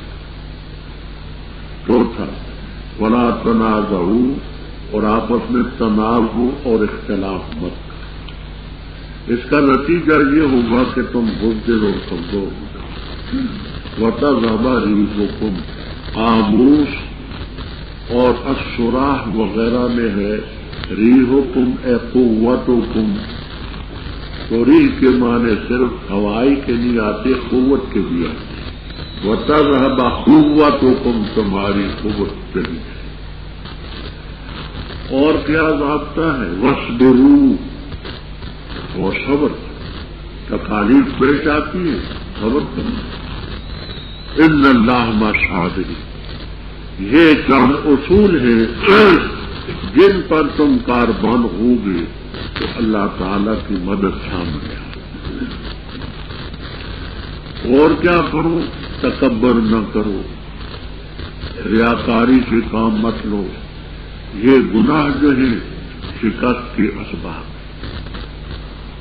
فرمایا تم ان لوگوں کی طرح نہ ہو جاؤ جو نکلے اپنے گھروں سے بطرن، اکڑتے ہوئے، گھمنڈ کرتے ہوئے، غرور کرتے ہوئے، اور اپنی قوت کا اظہار لوگوں پر کرتے ہوئے اور اللہ کے راستے سے روکتے تھے۔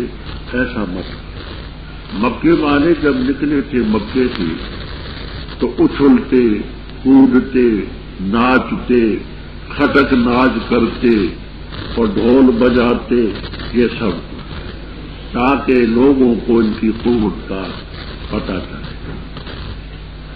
اور یہی تفسیروں میں لکھا ہے کہ اپنے ضرورت سے زیادہ اونٹ ساتھ لے گئے کہ ہم ان اونٹوں کو مسلمانوں کو ختم کرنے کے بعد ذبح کر کے آس پاس کے قبیلوں کو مہمانی کھلائیں۔ شراب کی بوتلیں ساتھ لے گئے کہ ہم مسلمانوں کو ختم کرنے کے بعد خوشی میں شراب کی بوتلیں پئیں۔ گانے والی عورتیں ساتھ لے گئے کہ یہ جب ہم فتح پائیں گے تو یہ عورتیں ہماری گیتیں گائیں گی، سندرے بوئی۔ سمجھ آئی یہ باتیں تھیں، لیکن خدا کی قدرت وہ ان کو وہاں میدان میں شراب کی بوتلیں تو نصیب نہ ہوئی، مسلمانوں کے ہاتھوں سے موت کے پیالے نصیب۔ اور ان عورتوں کو گانا تو نہ مل سکا، ہاں یہ کہ ماتم لوہا خوانی انہوں نے خود، اور اونٹ جو لے گئے تھے وہ مسلمانوں کے لیے غنیمت۔ یہ رب کی قدرت۔ آگے اسی بدر کے موقع پر ایک اور واقعہ، مکے والوں کی قبیلہ بنو کنانہ کے ساتھ عداوت۔ کنانہ کے سردار تھے سراقہ ابن مالک، سراقہ ابن مالک کنانی۔ تو پہلے جس وقت بدر کی تیاری کا فیصلہ کر چکے، ذہن خالی تھا، کسی کے ذہن میں بات نہ آئی۔ مان جس وقت روانگی کا وقت آیا تو پریشان ہو گئے کہ ہم اگر سب مکے کو خالی کر کے وہاں چلے جائیں تو قبیلہ بنو کنانہ کے لوگ ہم پر حملہ کر کے عورتوں کو گرفتار کر کے لے جائیں، بچوں کو لے جائیں، تو اس کا کیا ہوگا؟ کیونکہ قبیلہ بنو کنانہ سے ہماری عداوت تو ہے، دشمن موقع کی تلاش میں ہوتا ہے۔ تو ہم جب چلے گئے مسلمانوں کے مقابلے میں، تو اگر یہ کنانی لوگ آئے تو کیا ہوگا؟ اس کے لیے انہوں نے ہنگامی طور پر اجلاس طلب، دارالندوہ میں بیٹھے تھے کہ بھائی ہم اب تو صبح جائیں گے نا بدر میں، لیکن یہ بتاؤ کہ اگر قبیلہ بنو کنانہ جن سے ہماری عداوت ہے وہ ہم پر حملہ کرے تو اس کا کیا ہے؟ یہ باتیں ہو ہی رہی تھی کہ جادی سراقہ آ گئے، ابلیس لعین بصورت سراقہ ابن مالک، اپنے ساتھ چند چیلے بھی لایا، اس کی شکل اختیار کر کے آیا۔ اور جنات کو یہ اختیار ہے کہ یتشکلون باشکال مختلف شکلیں اختیار کر سکتے۔ تو سراقہ کی شکل میں ابلیس لعین ساتھ چند چیلے آ گئے، کہنے لگا مجھے اندر آنے کی اجازت ہے۔ کہا سبھی جانتے تھے یہ سراقہ ہے۔ کہنے لگا میں تمہید کے بغیر ہی بات کرتا ہوں، تمہید میں وقت زیادہ کرتا ہوں، میری اور تمہاری آپس میں عداوت ہے، کوئی شک نہیں، ایسی جیسی بھائیوں کے ساتھ عداوت ہے۔ میں نے سنا ہے کہ تم مشترک دشمن کے مقابلے میں لڑنے کو جا رہے ہو، میں بڑا خوش ہوا اور میں بھی اس میں تمہارے ساتھ شریک ہوں۔ وہ سب خوش ہوں گے کہ جس کا ہمیں خطرہ تھا وہ ہمارا معاون اور امدادی بن گیا۔ پھر یہی آپ کو تفسیروں میں ملے گا کہ جس وقت یہ لشکر چلا بدر کے موقع پر وہ جعلی سراقہ بھی ساتھ، اس کے چیلے بھی ساتھ۔ جس وقت گویا کہ مسلمان سامنے نظر آئے تو بعض روایتوں میں آتا ہے کہ اس سراقہ کا ہاتھ ابو جہل کے ہاتھ میں، یہ روایت بھی آپ کو یہ بھی ملے گا کہ حارث ابن ہشام جو ابو جہل کا بھائی تھا، جو 8 ہجری میں مسلمان ہوا رضی اللہ تعالیٰ عنہ، اس کے ہاتھ۔ کوئی تعارف کی بات نہیں ہے، 2 ہاتھ انسان کے، ایک حافظ کے ہاتھ میں ایک اس کے ہاتھ میں، تو جھٹک کر کے ہاتھ اس نے چھڑایا اور کہنے لگا مجھے خوف ہے، اب تم جانو تمہارا کام جانا۔ کیوں اس کو نظر آ رہا تھا کہ فرشتے ہیں سامنے اور فرشتوں نے پتائی میری کرنی، ان کو تو کچھ نہیں کہنا، اس کا ذکر ہے۔ اور جس وقت مزین کیا ان کے لیے شیطان نے ان کے اعمال کو تڑی دی، ان کو کہ ہاں واقعی تم نے اچھا کام کیا، میں بھی تمہارا، اور کہا لا غالب لکم، میں نحات کوفین کا مسلک عرض کر چکا ہوں کہ حروف جارا مطلقاً ایک دوسرے کی جگہ آتی رہتی بغیر شرط وغیرہ عمدۃ القاری مغنی لذیذ وغیرہ میں تصریح ہے، تو یہاں لام بے معنی اعلیٰ ہے، تو مانا یہ لا غالب علیکم تم پر بھی کوئی غالب آئے گا آج کے دن لوگوں، اور میں تمہارا امدادی ہوں۔ پر جس وقت آمنے سامنے ہوئی دو جماعتیں نقص اعلیٰ کے میں ایڑیوں کے بل واپس پھر آیا، جس کو کہتے ہیں ابو ٹرن کرایا، چلتے چلتے واپس اور کہنے لگا میں تم سے بیدار ہوں، میں دیکھ رہا ہوں وہ مخلوق جو تم نہیں دیکھ رہے، مجھے جبرائیل میکائیل علیہ السلام نظر آئے، میں اللہ سے خوف کرتا ہوں اور یہ کہ مار مجھے پڑے گی، واللہ شدید العقاب۔ اذ یقول المنافقون، جب کہا منافقوں نے اور ان لوگوں نے جن کے دلوں میں بیماری تھی، غر رہا اولئے، دھوکے میں ڈالا ان کو ان کے دین نے، اور جو شخص توکل کرے اللہ تعالیٰ پر تب بے شک اللہ غالب حکمت والا۔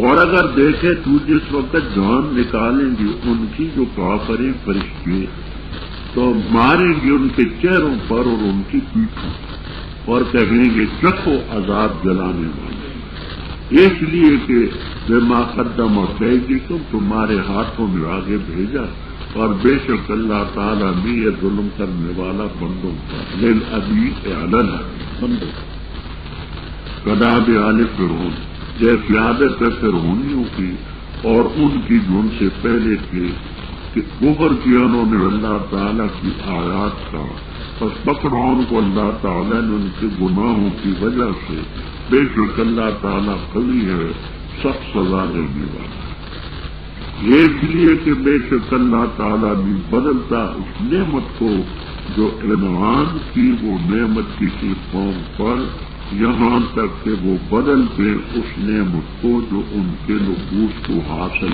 تھی، اور بے شک اللہ تعالیٰ سمیع علیم، جیسے عادت آل فرعون کی اور ان کی جو ان سے پہلے تھی، تکلیف کی انہوں نے اپنے رب کی آیات کی، بس ہم نے ان کو ہلاک کیا ان کے گناہوں کی وجہ سے، اور غلط کیا ہم نے فرعونیوں کو، بکل کانوا ظالمین کو، یہ سب کے سب بے شک بدترین جانور اللہ کے نزدیک وہ ہیں جنہوں نے کفر کیا، بس وہ ایمان نہیں لایا، وہ ہیں کہ معاہدہ کیا تو نے ان کے ساتھ، پھر وہ توڑتے اپنے وعدے کو ہر مرتبہ، اور وہ لا یتقون نہیں ڈرتے، پس اگر تستفنہم پارٹ ان کو لڑائی میں، فشرد بہم، بس بھگا دے ان کے ذریعے